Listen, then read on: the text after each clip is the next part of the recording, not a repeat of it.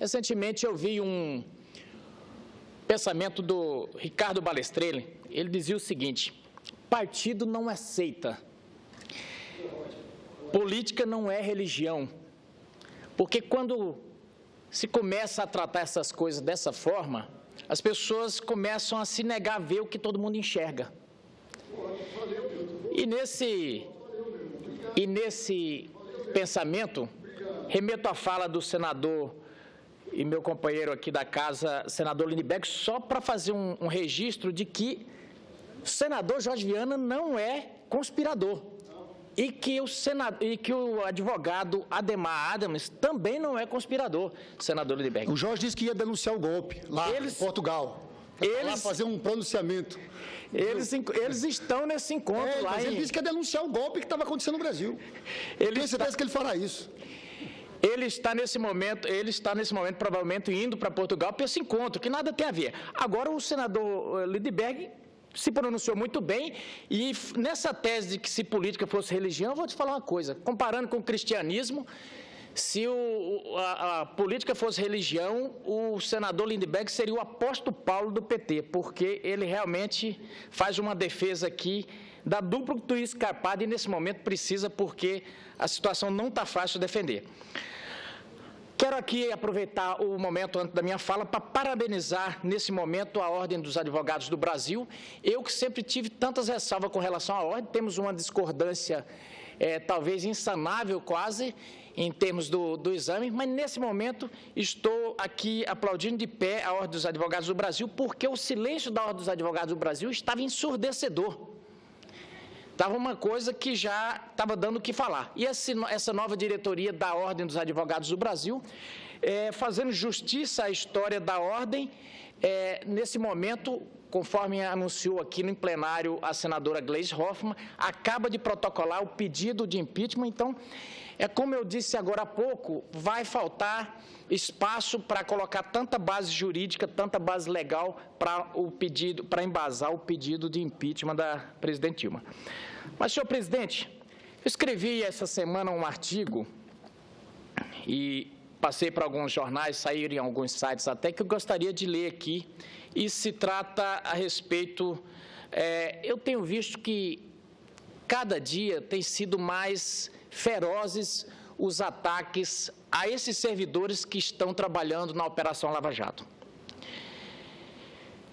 E remeto ao dia da operação em que foi divulgada aqueles grampos que envolveram o ex-presidente Lula e a presidente Dilma. E fiquei imaginando, durante os minutos que se passaram entre a concretização das interceptações telefônicas que flagraram a presidente da República, o ministro da Casa Civil e demais autoridades em conversas não republicanas com pessoas que são investigadas na Operação Lava Jato. Penso que todos os agentes públicos que participaram do episódio, em um dado momento, buscaram respostas para as seguintes perguntas. Nós, policiais federais, devemos suspender imediatamente as diligências e informar o ministro da Justiça? Nós, procuradores da República, devemos pedir o sigilo imediato das interceptações e enviar os documentos ao conhecimento do Procurador-Geral da República? Eu, magistrado, devo suspender toda a investigação e remeter os autos para o Supremo Tribunal Federal? São perguntas que, com certeza, passaram ali pelos policiais federais, pelo Ministério Público e pela cabeça do juiz Sérgio Moro. O que fazer? Como proceder? Qual seria a melhor solução? Eles não tiveram dúvida e fizeram o que devia ser feito. Eu tenho conhecimento, senhor presidente, de que há quase uma dezena de princípios jurídicos a favor e contra os atos que foram praticados pelos servidores públicos que atuaram e atuam nos processos em questão. De pronto digo, vossas senhorias, honoráveis servidores públicos, agiram com correção. Se tivesse agido de outro modo, com certeza também estariam sofrendo críticas. Se tivessem rido, é porque tinham rido. Se não tivessem rido, é porque não tinham rido. Não há nada de segredo de Estado que ameace a segurança nacional naquelas informações divulgadas. Simplesmente se desmascarou o que todos desconfiavam. O atual governo usa e abusa de todas as armas legais e ilegais para impedir que os atos praticados pelos seus companheiros sejam investigados de forma legal e legítima. Até então, todo mundo suspeitava que a ida do ex-presidente Lula para o ministério era para fugir das investigações. E alguém disse aqui, fugir das investigações? Você está colocando em suspeita o STF? Não. É que nem a nenhum brasileiro é dado o direito de escolher juízo. Esse é o fato. Eu não posso chegar no fórum, por exemplo, e falar, eu vou protocolar esse processo aqui, mas eu quero que o juiz Blairo Maggi julgue, porque eu eventualmente acho que o juiz me será favorável, ou para o juiz fulano. Não, existe um rito. Essas coisas se definem ou por sorteio, ou por câmaras, e assim também são com os tribunais. Determinados processos, determinadas figuras, existe o juízo natural, o chamado juízo natural. Mas continuo, senhor presidente. Os palavrões, verdadeiros impropérios que uma família normal não aceitaria que os seus filhos ouvissem, demonstram que todos os limites foram ultrapassados pelos atuais governantes do Brasil.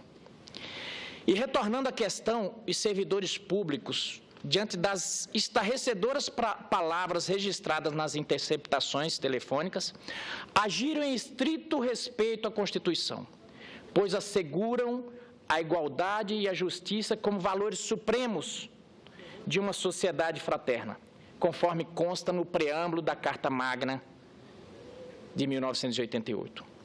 A garantia do indivíduo ao devido processo legal não lhe autoriza a utilizar das prerrogativas intrínsecas ao cargo que exerce para prejudicar ou obstar o processo investigatório.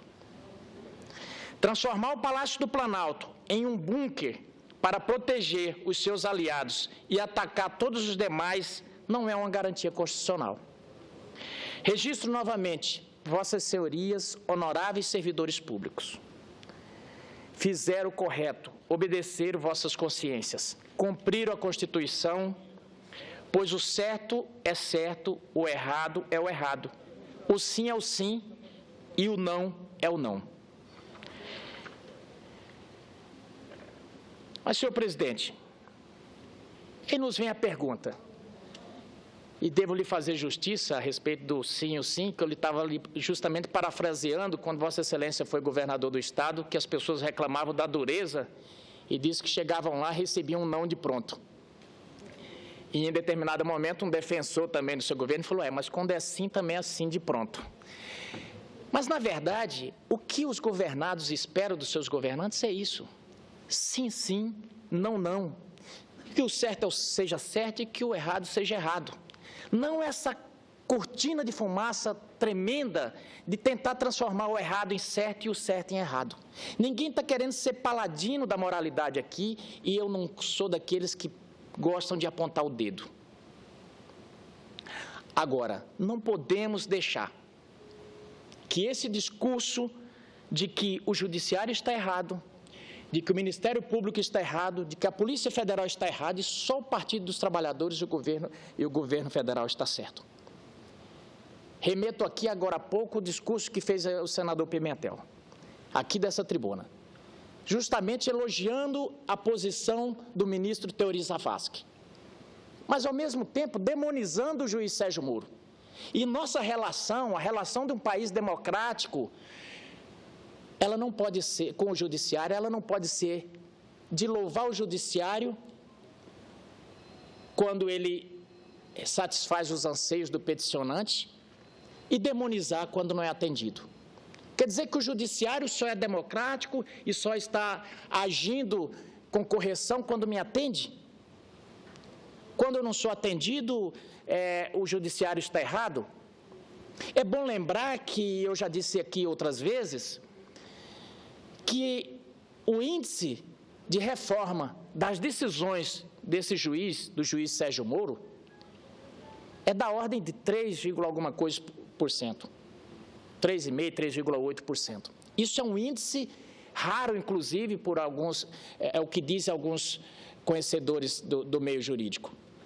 Quer dizer, as decisões dele não estão sendo reformadas. Mas aí se pergunta, por que esse governo chegou a esse ponto? E eu respondo, chegou a esse ponto pela confiança quebrada, pela expectativa frustrada. E tudo isso foi frustrado justamente pela negação do óbvio, por esse discurso de negar o óbvio. Eu me lembro que o ano passado, quando começava a se avizinhar a crise, que as pessoas já começavam a reclamar porque o discurso de campanha não estava se concretizando na prática, esses mesmos senadores que todos os dias vêm aqui negar o óbvio e dizer que impeachment é golpe, vinham aqui para dizer que não existia crise, que a crise era uma falácia, que a crise era uma mentira.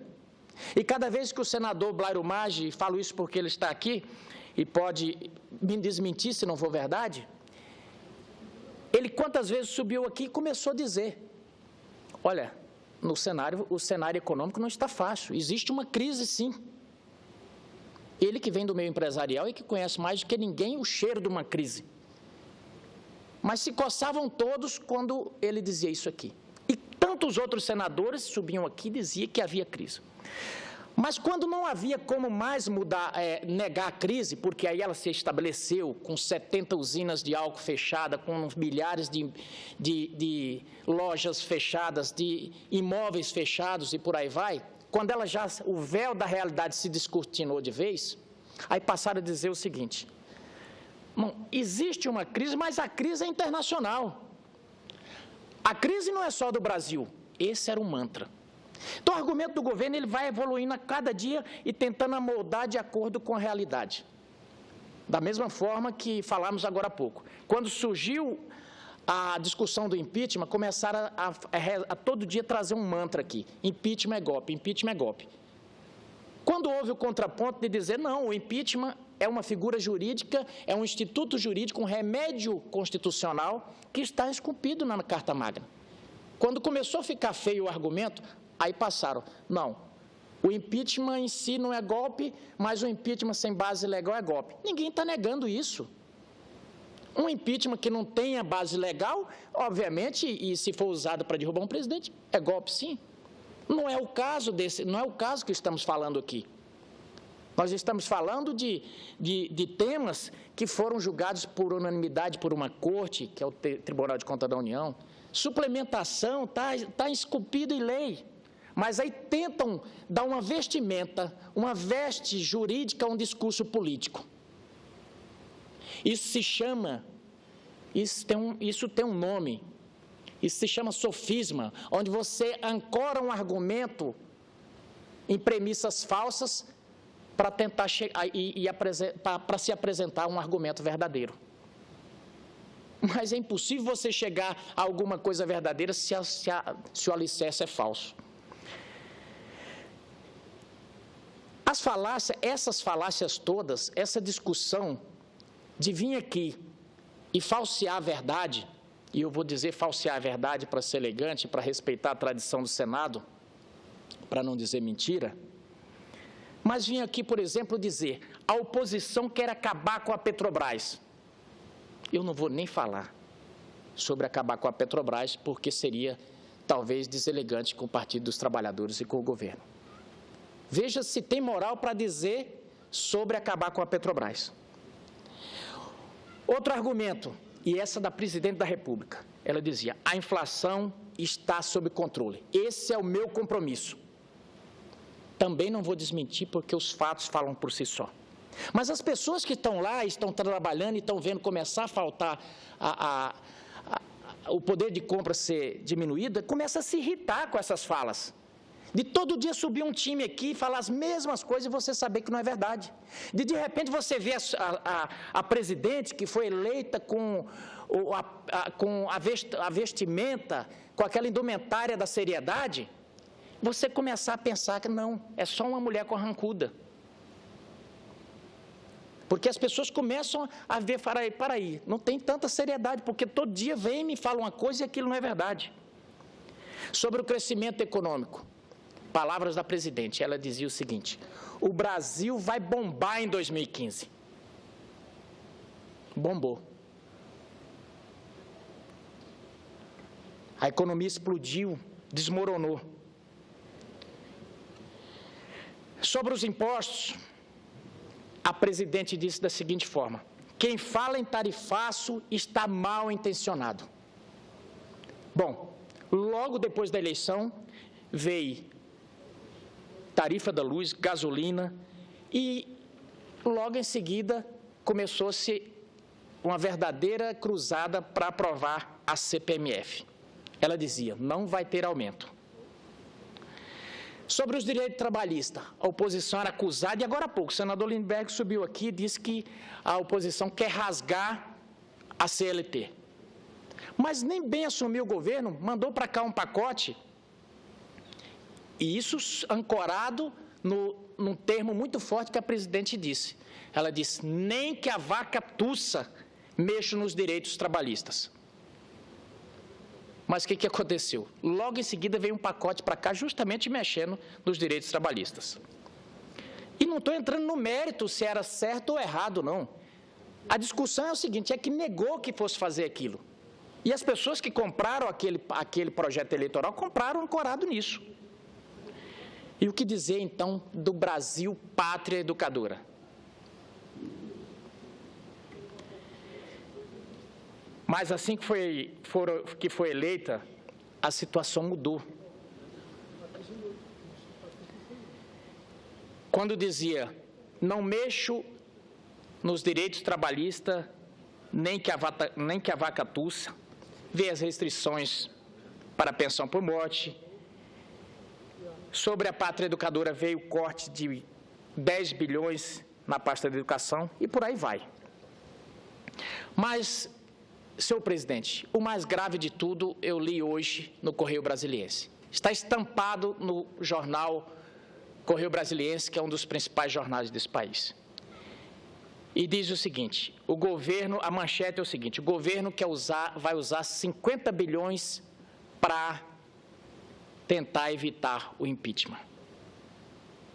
A se confirmar esse tipo de negociata, estaremos diante de um novo mensalão.